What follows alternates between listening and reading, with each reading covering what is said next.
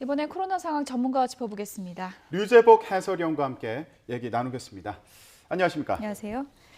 하루 사이 8만 명이 증가했습니다. 지금 같은 속도라면 정부가 말한 이달 초나 중순에 35만 명까지도 충분히 갈 것 같다 이런 생각이 드는데 어떻게 보십니까? 저는 더 많을 수도 있다고 봅니다. 더 많을 수도 왜냐하면 있다. 이제 예. 예측이라는 게 그 여러 가지 변수를 넣어서 이제 시뮬레이션을 돌려서 결과를 봤는데요. 최근에 나왔던 게 지난주에 7개 연구팀이 이제 연구한 결과가 네. 조금 전에 앵커가 말씀하신 것처럼 뭐 투표 날 뭐 23만 명 이상, 네. 그다음에 뭐 3월 중순쯤에 최고 35만 명.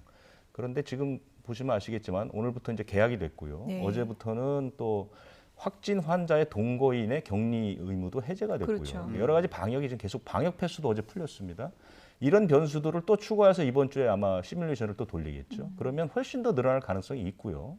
또 하나는 지금 검사를 받는지 안 받는지에 대한 정부의 관리 통제가 전혀 없습니다. 본인이 받고 싶으면 받고 받지 않을 수도 있습니다. 예. 지금은 그런 관리가 안 돼 있거든요. 그렇기 때문에 숨어 있는 감염자가 훨씬 많죠. 예. 그러니까 남아프리카 공화국이 한 달 만에 확자가 크게 늘었다가 이제 뚝 줄어들었던 이유는 남아프리카 공화국은 오미크론이 발생했을 시점에 전 국민의 25%가 자연 면역 체계, 이미 감염이 돼서 면역이 됐다는 것이죠.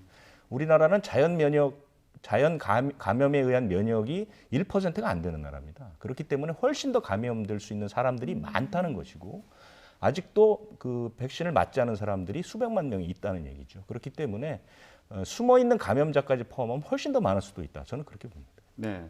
그렇다면은 환자 관리가 제대로 되고 있는지 이것도 짚어봐야 될 텐데 최근에 60대 확진자가 중증 고위험군이었는데 재택 치료하던 중에 사망하는 일이 있었습니다. 네. 예, 그러다 보니까 이거 비대면 치료가 제대로 되고 있는 거냐 이런 우려의 목소리도 있거든요.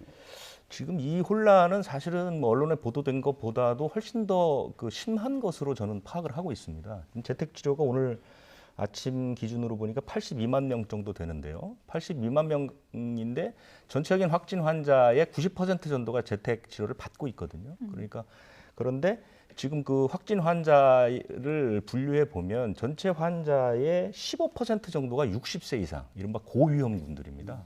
그러니까 100만 명이 확진이 된다면 15만 명 정도가 이제 60살이 넘은 굉장히 위험한 분들인데 이분들도 거의 다 재택 치료를 받거든요. 이분들은 특별한 관리가 필요한데도 불구하고 지금 행정력, 의료 인력이 사실 미치지 못하고 있습니다. 왜냐하면 코로나19와 일반 그 병원이 분리되어 있기 때문에 그런 겁니다. 지금 예. 보면 그러니까 코로나19만 전담하는 뭐 상담센터라든가 의료 진료기관들이 따로 정해져 있는데 그 숫자가 많지 않고요. 예. 보건소가 몇 군데 되지 않기 때문에 행정 관리하는데 한 보건소에서 보통 뭐 몇만 명을 이제 관리를 해야 되는 그런 수준이거든요. 그렇기 때문에 이런 이제 허점들이 나오는 것이죠. 이분도 보면 60살이 넘었고 기저질환을 여러 개를 앓고 있던 분입니다. 그렇기 때문에 집중 관리군이죠. 그런데도 불구하고 확진 판정받고 사흘 동안은 아무도 관리를 못했습니다. 보건소에서 전화 상담을 시작하고 약을 준 것은 확진 받은 뒤 사흘 뒤에 가능했다는 것이죠. 예. 그만큼 인력이 부족했고 또 하나는 이분은 팍스로비드를 받아야 되는 분이 먹는 치료제. 예. 받아야 되는데 이분이 기저질환 중에 뭐 고지혈증 같은 게 있습니다. 아시다시피 이 먹는 치료제는 28가지 질병과 중복해서 처방을 받을 수가 없어요. 그렇기 때문에 우리나라가 지금 100만 명분을 예약해놓고 아직까지 팍스로비드 처방받은 분이 2만 명이 안 되는 거거든요. 이분이 바로 고령층은 또 지병 있는 분들이 워낙 많으니까. 그렇죠. 그러니까 이분들은 지금 이분은 바로 그런 상황입니다. 그래서 돌아가실 때까지 감기약 한 번 처방받은 게 끝이거든요. 그러니까 이런 허점들이 나온다는 것이고 또 하나는 뭐냐면 이분이 돌아가신 그 당일은 아예 원래 하루에 2번씩 이제 집중관리군은 전화로 상담하게 돼 있는데 예. 그조차도 안 됐다는 것이죠. 전화해서 안 받으면 그냥 마는 겁니다. 예. 이분의 아는 분이 신고를 해서 알게 된 거거든요. 이런 상황들이 계속해서 벌어지고 최근에 소아 아주 어린 아이들 또는 이제 그 신생아들이 또 사망하는 경우도 있고 임신부가 뭐 사실 길바닥에서 아이를 낳는 경우도 있고 이런 부분들이 준비 부족 상태에서 갑자기 이제 일이 터지다 보니까 대처를 제대로 못 하고 있거든요. 그래서 이런 부분들은 사실은 이제 돌파를 해야 되는데 아직까지 뭐 뾰족한 수는 없다는 게 현장 얘기입니다. 좀 전에 설명을 해주셨지만 코로나 치료제 팍스로비드요. 들어올 때만 해도 게임 체인저가 될 것이다 이렇게 기대를 모았는데 정작 처방을 받는 사람이 생각보다 적다 보니까 이제는 이제 연령 제한 이런 거 좀 풀어야 되는 거 아니냐 이런 목소리도 있습니다. 그 의사분들이 이제 현장에서 예. 치료하는 의사분들이 그런 식의 얘기를 좀 하시는 것 같아요. 왜냐하면 이것이 이제 행정 그 관서에서 기준을 딱 정해서 시달을 하니까 밑에 예. 있는 의사들이 사실은 그걸 어길 수는 없는 거 아니겠습니까? 그런데 자기들이 진료를 하다 보니 예. 이런 부분들이 필요하다는 거죠. 현재는 뭐냐면 60살 이상, 그 다음에 이제 면역이 떨어진 분, 그 다음에 40, 50대 기저질환자 이런 분들을 이제 팍스로비드 투여 대상인데 네. 아까 말씀드린 것처럼 28가지 질병에 처방을 받은 약을 드시는 분들은 이걸 먹을 수가 없어요. 그렇죠. 왜냐하면 그 약의 효능이 떨어지거나 부작용이 생길 수 있기 때문에. 그래서 이것들을 현장에 있는 의사 선생님들은 뭐라고 얘기를 하시냐면 그냥 의사에게 맡기면 된다. 그리고 이제 우선순위 정도만 국가에서 정해주면 예. 의사들이 판단해서 진료를 하는 것이지. 왜냐하면 우리가 병원에 가봐도 이게 반드시 뭐 교과서에 써 있는 지침대로 가는 건 아니거든요. 기계적 기준보다는 그렇습니다. 좀 그래서 융통성이 팍스로비드는 필요하다. 처방받은 분의 80% 이상이 효과가 좋아졌다고 다 대답을 해요. 그렇군요. 그러니까 효과 자체는 좋은 거거든요. 그렇기 때문에 현장에 계신 의사 선생님들한테 조금 좀 더 자율권을 주고 예. 연령 제한 같은 건 폐지하는 게 좋다. 이런 의사들의 그 목소리가 상당히 큰 편이죠. 그러니까 종합해 보면은 만성 질환이나 그런 장기적 질환이 있는 분들 중에서 고령자 분들 이런 분들은 재택 치료를 하더라도 지금보다 좀 보다 철저한 관리 시스템이 필요한 상황인 거군요. 그렇습니다. 예. 그 철저한 관리 시스템이 필요하고요. 이제 조금 유의할 게 뭐냐면 오늘부터 소아과 대면 진료라는 게 시작이 됩니다. 예. 오늘은 아니고 이제 곧 시작이 됩니다. 이건 뭐냐면 소아 어린아이 환자들은 코로나19의 대면 진료를 동네 소아과에서 하자는 거거든요. 예. 이게 바로 이제 의료 체계의 일상화라는 것의 출발점입니다. 예. 그러니까 오미크론 변이라는 게 어차피 전파력은 높지만 치명률이라든가 중증화율은 뭐 굉장히 떨어지고 특히 예. 치명률은 60세 이하에서는 거의 그 독감보다 비슷한 정도밖에 네. 되지 않으니까 소아과들을 시작으로 해서 일반 병원에서 확진자도 일반 병원 예, 일반 병원에서 진료를 하자는 것이죠. 예. 그래서 조금 더 주의하고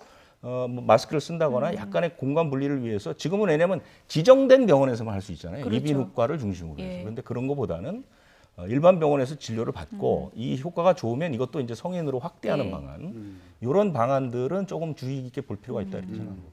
근데 방역 조치 관련해서는 우려하는 목소리가 나오고 있지 않습니까? 지금 확진자 동거인 같은 경우에 자가격리가 면제가 되고요. 그리고 방역 패스도 일시 정지 상태에 들어가는데 네. 이게 확진자가 아직 정점에 이르지 않은 상황에서 너무 일찍 방역 조치를 좀 풀고 있는 거 아니냐 이런 지적도 있거든요. 뭐 그거는 뭐 아마 거의 대부분의 전문가들이 다 그런 얘기를 하시죠. 왜냐하면 기억을 좀 더듬어 보시면 지난 해에 이 사회적 거리두기를 좀 강화할 때 그때 방역 당국이 밝힌 내용을 한번 읽어보시면요, 유행이 지나가고 어느 정도 안정기에 접어들었을 때 방역 조치를 해제를 검토하겠다 이렇게 얘기를 했습니다. 예. 그런데 그것을 방역 당국이 스스로 깨버린 것이죠. 여러 가지 지금 방역 조치가 좀 해제되고 있는데 예. 제가 지금의 방역 조치는 삼중 빗장이다라는 말씀을 드린 적이 있습니다. 사회적 거리두기가 있고요. 일단 마스크가 있고요. 그다음에 사회적 거리두기가 있고 그다음에 방역 패스가 있는데 방역 패스는 이미 이제 어제자로 뭐 잠정 중단이라고 하지만 사실은 뭐 그냥 중단된 걸로 봐야 되겠죠. 예. 그리고 이제 나머지 두 가지가 남았는데요. 이 부분도 지금 사실 뭐 계속 풀 것을 좀 시사하는 발언들을 좀 하고 있거든요. 그래서 지금 단계는 우리나라는 유행을 향해서 상당히 빠르게 올라가고 있는 그런 상태이기 때문에 예. 좀 그 자제할 필요가 있는데 어쨌든 방역 당국에서 조금 성급하고 비과학적인 그 결정을 내리고 있다 이렇게 판단이 됩니다. 어쨌든 이렇게 확진자가 지금 최고치를 경신하고 있는 그런 상황에서 우리는 일주일 뒤에 대선을 치러야 됩니다. 확진되면 어떡하지? 언제 투표하지? 여러 가지 궁금증이 있으실 텐데요. 저희가 궁금증을 좀 모아봤습니다. 함께 자, 이제 확진자 같은 경우에는 대통령 선거의 당일에 이제 투표를 할 수 있는데 이때 시간은 어떻게 되는 건가요? 다시 한번 정리해 주시죠. 그러니까 일반 투표가 오후 6시에 끝나니까요. 그 즈음에 그 투표소에 도착을 하시게 되면 1시간 반 정도 별도의 장소에 마련된 투표소에서 그 투표를 할 수 있도록 그렇게 만들었습니다.